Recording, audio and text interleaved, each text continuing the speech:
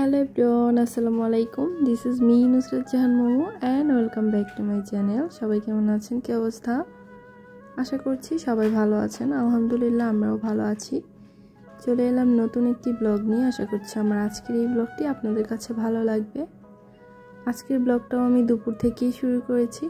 Normally দেখা যায় যে আমি দুপুর থেকে ব্লগ স্টার্ট করি, তার কারণ হচ্ছে সকালবেলায় অনেক বেশি কাজের তাড়াহুড়া থাকে, তখন আর কি কাজ করা সেই সাথে ব্লগ করা, ভিডিও করা একদমই পসিবল হয়ে ওঠে না, যার জন্য আমি দুপুরে রান্নাবান্না থেকেই সবসময় ব্লগটা স্টার্ট করি। তো এখানে আমি রান্নাবান্নার জন্য সব কিছু কেটে নিয়েছি। আজ করলা, আলু আর সিমের বিচি দিয়ে একটা মজার রান্না করব। সিমের বিচিটা ছিল শুকনা সিমের বিচি, কাঁচাটা না।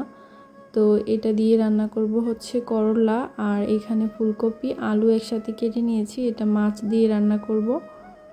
আর চুলায় আমি কিন্তু সিমের বিচি বসিয়ে দিয়েছি, সামান্য পরিমাণে হলুদ আর লবণ আর পানি দিয়ে সিদ্ধ করতে বসিয়ে দিয়েছি। আর ওই সাইড থেকে আমি কিন্তু মাছও ফ্রাই করে নিচ্ছি। তো ওইগুলো হতে হতে আমি এই সবজিগুলো ক্লিন করে নিলাম। সবজিগুলো ক্লিন করে নেওয়া হয়ে গেছে, আর এই দিক থেকে আমি যে সিমের বিচি বসিয়ে রেখেছিলাম সেটা কিন্তু সিদ্ধ হয়ে গেছে। যেহেতু এটা শুকনা ছিল তাই আগে থেকে একটু সিদ্ধ করে নিলাম। আর এখন আমি আলু আর করলাগুলো যে ধুয়ে পরিষ্কার করে নিয়েছি ওটা দিয়ে দিয়েছি। আর এই দিক থেকে মশলা কষিয়ে নিয়েছি। এখন আমি ফুলকপি আর আলু দিয়ে দিচ্ছি। মশলার সাথে খুব ভালোভাবে ফুলকপি আলুটাকে কষিয়ে নিব। ফুলকপিগুলো কষানো হয়ে যাওয়ার পর আমি ঝোল দিয়ে তারপর মাছ দিয়ে দিয়েছি আর ধনিয়া পাতাও দিয়েছি। ফুলকপির তরকারিতে ধনিয়া পাতা দিলে অনেক বেশি মজা লাগে, আর ফুলকপির তরকারিতে যদি ধনিয়া পাতা না দেওয়া হয় আমার কাছে একটুও ভালো লাগে না। তো এই যে এখানে করলা তরকারিটা, এটা আমি সবশেষে রসুন দিয়ে একটু বাগার দিয়ে দিয়েছি, একটু বেশি পরিমাণে রসুন দিয়েছি, তাহলে আমার কাছে বেশি ভালো লাগে। তো আজকে দুপুরে এগুলাই রান্নাবান্না করেছিলাম। ভিডিওর এই পর্যায়ে এসে আমার কোন কোন আপুরা এখনও আমার সাথে আছেন সেটা তো জানি না, তবে যারাই আছেন যদি ভিডিওতে একটা লাইক দিয়ে না থাকেন তাহলে প্লিজ একটা লাইক দিয়ে দিবেন। আর যারা আজ নতুন ভিজিট করছেন আমার চ্যানেলটিকে এখনও সাবস্ক্রাইব করেননি, প্লিজ আশা করছি সাবস্ক্রাইব করে নেবেন। আর যারা অলরেডি এই কাজগুলো করে প্রতিনিয়ত আমার পাশে আছেন তাদেরকে অনেক অনেক ধন্যবাদ। আর হ্যাঁ, আপনি যদি আমার সম্পর্কে কিছু জানতে চান তো আমাকে কমেন্টে প্রশ্ন করতে পারেন। আর আপনারা এখন স্ক্রিনে যে অংশটুকু দেখতে পাচ্ছেন এটা কিন্তু তারপর দিন দুপুরের রান্নাবান্না। আজ আমি ডিসিশন নিয়েছি যে মাছ মাংস কিছুই রান্না করব না, কারণ প্রতিদিন মাছ মাংস খেতে খেতে একটা একঘেয়েমি চলে আসছে।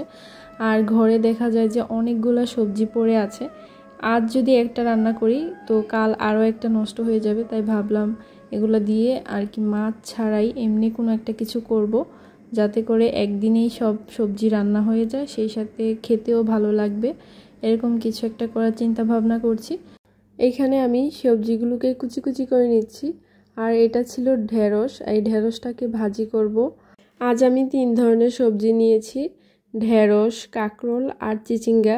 ঢেঁড়স আর কাঁকরোলগুলো এমনিতেই ভাজি করব, আর চিচিঙ্গাটা আমি ডিম দিয়ে ভাজি করব। চিচিঙ্গাটা নর্মালি আমি আগে মাছ দিয়ে রান্না করতাম, কিন্তু কিছুদিন ধরে আর কি একটানা অনেকবার নিয়ে আসা হয়েছে, আর একটা সবজি কিন্তু বারবার খেতে ভালোও লাগে না। আর যদি বারবার মাছ দিয়ে রান্না করা হয় তখন আর কি একঘেয়েমি লাগে। তো কিছুদিন ধরে আবার আমি অন্য একটা সিস্টেম তৈরি করেছি, সেটা হচ্ছে ভাজি করতেছি ডিম দিয়ে। এটা আমি আমার বোনের বাসা থেকে দেখে তারপর শিখেছি। ওরা হচ্ছে এই চিচিঙ্গাটা ডিম দিয়ে ভুনা করে, অনেক মজার হয়। তো তারপর থেকে আমিও এইভাবে করি। আর এইদিকে যাকে দেখতে পাচ্ছেন সে হচ্ছে আমার একজন প্রতিবেশী ভাবির ছেলে। ও অনেক ভালো একটা ছেলে। আমার দেবর যখন দেশে ছিল ও আর কি ওর সাথে থাকতো, একসাথে এদিক সেদিক যেত, তারপর কোনো কাজের কথা বললে ও হেল্প করে দিত। তো হঠাৎ করে ও আসলো, তো বললাম যে আসছো যেহেতু বসে বসে এগুলো একটু ছিলে দাও। আরও একটা কথা মাঝখানে বলে রাখি, এই ভিডিওগুলো কিন্তু আমার অনেক দিন আগের থেকেই করা ছিল। যেহেতু আপনারা ভিডিওতে লিচু দেখতে পাচ্ছেন, তখন কিন্তু লিচুর সিজন ছিল, বাজারে অনেক বেশি লিচু উঠতো। তো তখন অনেকগুলা লিচু নিয়ে আসা হয়েছে, আর এই লিচুগুলা অনেক টক ছিল। তো সেই জন্য বললাম যে এগুলো একটু ছিলে দাও, এগুলা দিয়ে জুস বানিয়ে দিব, তুমিও খাবে আমরাও খাবো। তো খুব এনজয় করছিল আর মজার মজার কথা বলতেছিল, সেই সাথে কাজে হেল্প করে দিচ্ছিল। তো এর মধ্যে অফ ক্যামেরায় রান্নাবান্না শেষ করে নিয়েছি। ডাল আর ভাজি করেছি, আর সেই সাথে ডিম ছিল। তারপর আবার বিকাল থেকে ব্লগটা শুরু করেছি। আজ সন্ধ্যায় কিছুই বানাইনি, কেন জানি ভালো লাগছিল না, আবার মনটাও খুঁতখুত করছিল কিছু একটা খেতে হবে।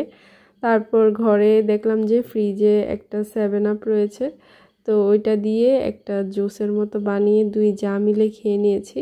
জুস বানিয়ে খাওয়ার পর আবার মনে হলো ফ্রিজে তো আম রয়েছে, আইসও রয়েছে। তো আমি কিছুদিন ধরেই আর কি অনেক বেশি ভিডিও দেখছিলাম আমের শরবত বানাচ্ছে, শর্টসে দেখতেছিলাম। তো সবাই এই শর্টসটা বানাচ্ছে, সেই সাথে আমের জুসও খাওয়া হবে। আর আমার চ্যানেলে তো শর্টসগুলো মোটামুটি ভালোই ভিউ আসে, তো আমি ভাবলাম যে আমিও একটা শর্টস বানিয়ে নিই। তো এর মধ্যে শর্টস বানিয়ে নিয়েছি, তো কিছুটা অংশ ব্লগেও শেয়ার করে দিলাম।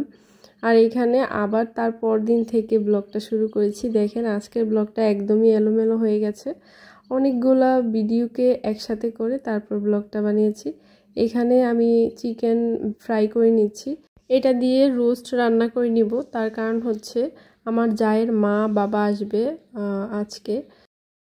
আঙ্কেল আন্টি হচ্ছে ঢাকায় থাকে, তো ওইখান থেকে আসতে তো অনেক বেশি সময় লাগে, আর তাছাড়া জ্যামও থাকে, যার জন্য ওনারা হচ্ছে আর্লি মর্নিং রওনা দিয়ে দিয়েছে। আর হয়তোবা খুব কাছাকাছি চলেও আসছে, সেই জন্য তাড়াতাড়ি করে রান্নাটা বসিয়ে দিয়েছি।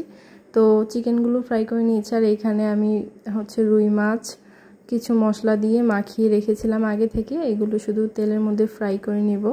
আর চিকেন রোস্ট তো করবই, সেই সাথে গরুর মাংস রান্না করব আর পোলাও। এই তো সিম্পল রান্নাবান্না দিয়ে আর কি মেহমানদারি করে নিব আজকে।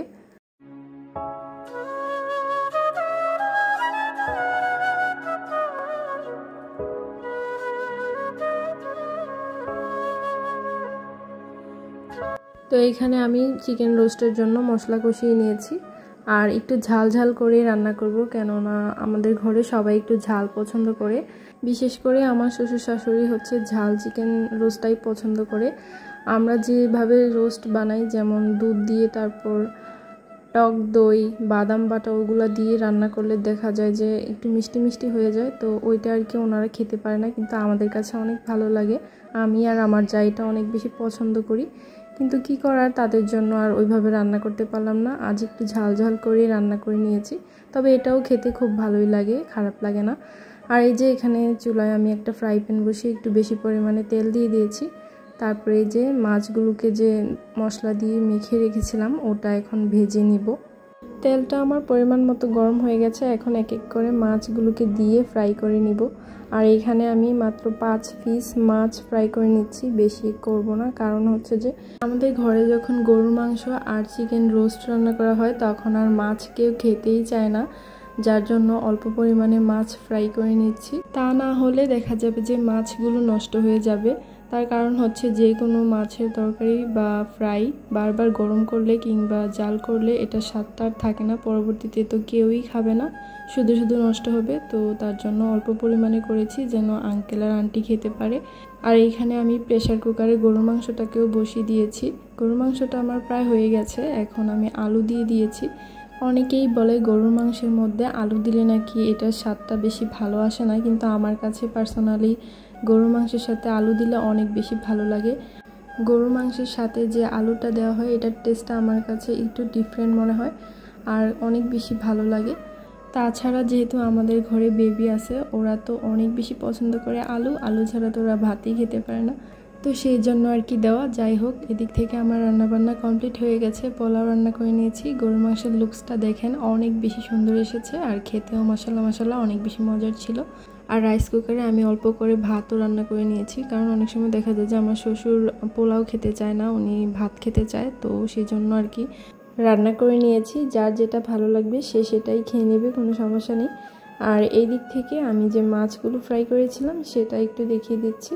মাছগুলো দেখতে একটু মনে হচ্ছে পুড়ে গেছে, তবে এটা পুড়েনি, কালারটা একটু ডার্ক এসেছে, তবে খেতে অনেক বেশি মজা হয়েছে। আর এখন যে অংশটুকু দেখতে পাচ্ছেন এটা আপনারা ভিডিও শুরুতেও হয়তো বা দেখে নিয়েছেন।